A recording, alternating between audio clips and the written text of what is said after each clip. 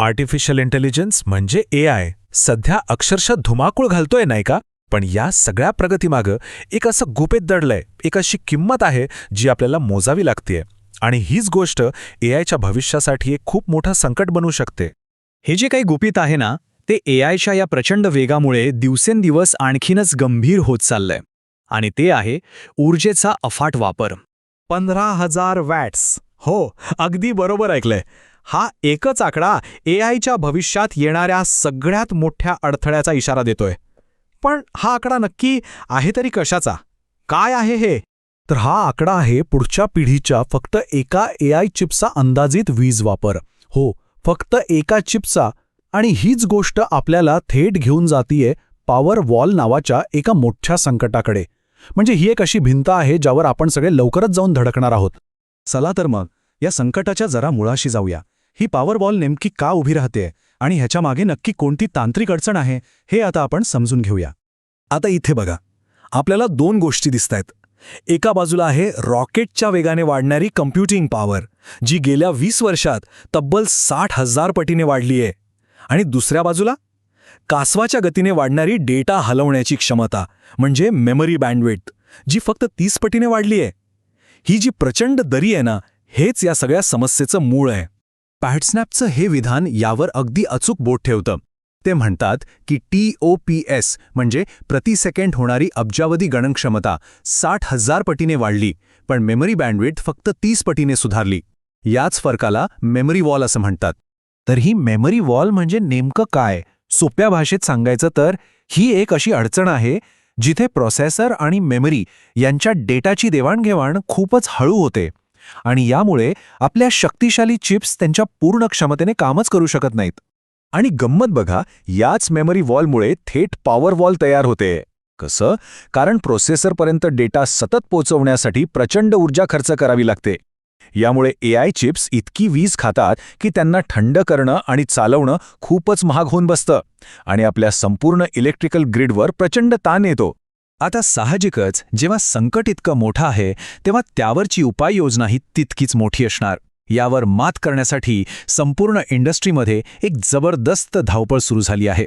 आणि ही काही साधीसुधी लढाई नाहीये, ही अब्जावधी डॉलर्सची लढाई आहे. फक्त 2026 या एका वर्षात AIच्या पायाभूत सुविधांवर तब्बल 500 अब्ज डॉलर्सपेक्षा जास्त खर्च होण्याचा अंदाज आहे. हा आकडाच आपल्याला या समस्येची गंभीरता दाखवून देतो. पण एवढा पैसा नक्की जातोय कुठे? SK हायनिक्स सारख्या कंपन्या ॲडव्हान्स्ड पॅकेजिंगवर अब्जावधी डॉलर्स गुंतवत आहेत. इंटेल नवीन मेमरी टेक्नॉलॉजी विकसित करते आणि सरकारसुद्धा अल्ट्रा एफिशियंट हार्डवेअरसाठी मोठा निधी पुरवतंय. हे सगळं फक्त जास्ती चिप्स बनवण्यासाठी नाही, तर त्यांची कार्यक्षमता वाढवण्यासाठी, त्यांची पूर्णपणे पुनर्रचना करण्यासाठी सुरू आहे.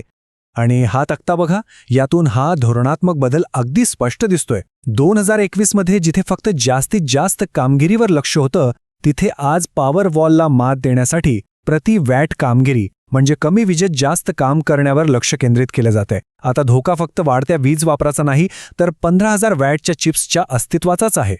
पण माहिती आहे का, एक कंपनी अशी आहे जिने हे संकट अनेक वर्षांपूर्वीच ओळखलं होतं आणि त्यानुसार आपली रणनीती आखली होती. ती कंपनी आहे ॲपल. ॲपलने नेहमीच परफॉर्मन्स पर वॅट या तत्वावर काम केलंय, म्हणजे कमीत कमी विजेत जास्तीत जास्त कामगिरी. त्यांच्या न्यूरल इंजिनची कामगिरी 2017 ते 2024 या काळात तब्बल 63 पटीने वाढली आहे. फेस ID पासून ते थेट डिव्हाइसवर चालणाऱ्या मोठ्या लँग्वेज मॉडेल्सपर्यंत. हा चार्ट आपल्याला स्पष्टपणे दाखवतो की ॲपलची आर्किटेक्चर किती कार्यक्षम आहे. कमी वीज वापरून जास्त कामगिरी करणं याचा थेट अर्थ काय? तर बॅटरी लाईफ वाढवणं आणि अर्थातच ऊर्जा वाचवणं. तर आपण इंडस्ट्रीची धावपळ पाहिली, ॲपलची दूरदृष्टी पाहिली. पण याही पलीकडे जाऊन भविष्यासाठी काही इतके क्रांतिकारक उपाय शोधले जात आहेत की ते कम्प्युटिंगची संकल्पनाच मुळापासून बदलून टाकू शकतात. भविष्याकडे नेणारे हे 3 प्रमुख मार्ग आहेत. पहिला, ॲनालॉग कम्प्युटिंग, जिथे गणना थेट मेमरीमध्येच होते. दुसरा, फोटॉनिक चिप्स, जिथे इलेक्ट्रॉनऐवजी प्रकाशाचा वापर होतो. आणि तिसरा, मॉडेल कम्प्रेशन, जिथे AI मॉडेल्सना लहान आणि अधिक कार्यक्षम बनवलं जातं. ॲनालॉग इन मेमरी कम्प्युटिंग ही एक मानवी मेंदूपासून प्रेरित रचना आहे. यात काय होतं तर जिथे डेटा साठवला जातो बरोबर तिथेच गणना होते. यामुळे डेटा इकडून तिकडे हलवण्याची गरजच संपते आणि प्रचंड प्रमाणात ऊर्जा वाचते. याची कल्पना करायची झाली तर एका उंच ऑफिस बिल्डिंगचा विचार करा. जिथे प्रत्येक तज्ज्ञ शहरात प्रवास करण्याऐवजी आपापल्या मजल्यावरच काम करतो. अॅनालॉग कॉम्प्युटिंगची कार्यक्षमता अगदी अशीच आहे. आणि पुढची क्रांती ती कदाचित प्रकाशावर आधारित असेल. फोटॉनिक चिप्स इलेक्ट्रॉनऐवजी प्रकाशाचा वापर करतात.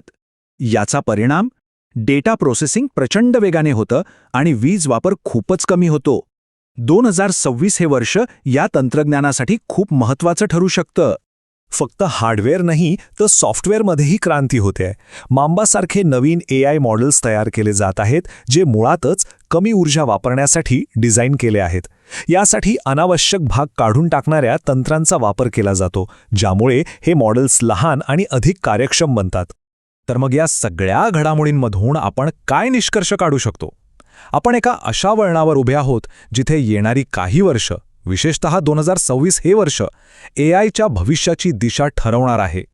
ही टाईमलाईन आपल्याला यातील तातडीची गरज दाखवते. बघा, 2025मध्ये इंडस्ट्रीचं लक्ष कामगिरीवरून संकट व्यवस्थापनाकडे वळलंय. 2026 पर्यंत हाय एंड मेमरीचा पुरवठा पूर्णपणे विकला गेला आहे आणि फोटॉनिक चिप्सचं उत्पादन सुरू होईल. आणि 2027 ते 2029च्या दरम्यान नवीन अधिक कार्यक्षम मेमरी आर्किटेक्चर बाजारात येण्याची शक्यता आहे. आणि शेवटी एक महत्त्वाचा प्रश्न, आपण हा वाढत्या वीज वापराचा आलेख खाली आणू शकू का, की AIचं भविष्य फक्त काही मोजक्या शक्तिशाली कंपन्यांच्या हातातच राहील? याचं उत्तर आपल्याला येणारा काळच देणार आहे.